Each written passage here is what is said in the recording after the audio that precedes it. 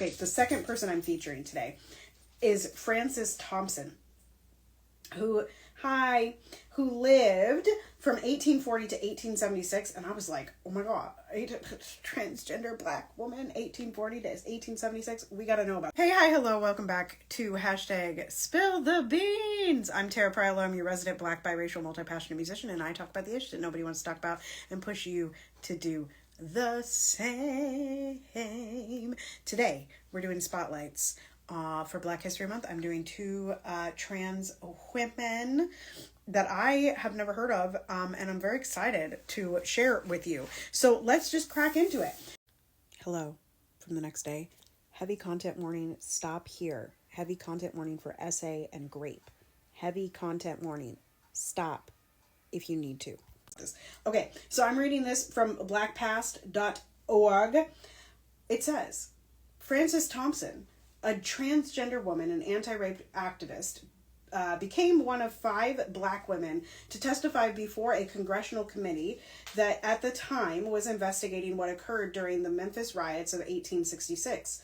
As a result of the testimony, Thompson is the first transgender woman in United States history to testify before a committee of the United States Congress. Thompson was born into slavery in 1840 to unnamed parents in Alabama. Much of her early life is unknown, but by the time she was 26 years old, Thompson was living as a free woman in the black community in Memphis, Tennessee. Thompson made a living doing laundry and lived openly as a woman. The Memphis riots began on May 1st, 1866, after black soldiers, women, and children began to gather in a public space in South Memphis. Gunshots broke out following the police attempts to break up the group and arrest 2 soldiers. For 3 days, a white mob targeted communities of black residents throughout the city. 46 black people and 2 white people died during the riot. There were also at least 5 rapes and 285 people were injured. Yes, black trans liberation.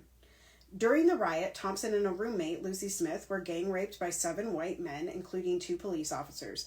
Thompson testified that 7 men came into their home and asked if they could have supper. Thompson gave them food, including biscuits and coffee. As they ate supper, they told Thompson and Smith that they wanted some black women to sleep with. Thompson responded, "We were not that sort of women," and then told them, "You must go." They responded by saying, "That didn't make a damned difference," and the men attacked and gang raped both Thompson and Smith and then robbed them. I'm reading this because I know nothing about this. On June 1st, 1866, 1 month after the riots, Thompson and 170 women and men testified before the House Select Committee led by Illinois Republican politician Washburn. I wonder why they don't say like senator. Anyway, okay. The committee traveled to Memphis and assembled at the Gayoso House Hotel. In this rare congressional hearing outside the U.S. Capitol building, the women and men testified about the events that occurred during the Memphis riots. This resulted in Thompson becoming the first known transgender woman in United States history to testify before a U.S. congressional committee. A decade later, in 1876, Thompson was arrested and jailed in Memphis for cross-dressing. Good Lord. Thompson's biological gender was also, this has a typo, would also be exposed after she was forced to undergo numerous physician examinations in which 4 physicians confirmed that her biological sex was male. I do not love that. Southern Democrats used her arrest as a man dressed in women's clothing to discredit her story of being raped during the Memphis riots 10 years earlier. Her arrest, and I'm not going to read the next part because that is not true. It is not true. Her arrest was also used to discredit other black women's claims of rape by white men.